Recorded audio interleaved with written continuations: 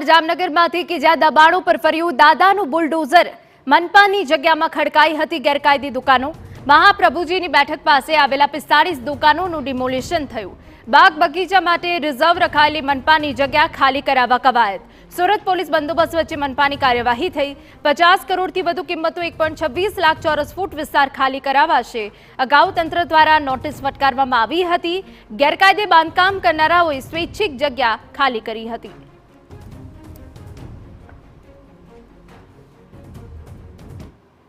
ની કિંમત ગણીએ તો 50 કરોડ જેટલી કિંમત થવા જાય છે।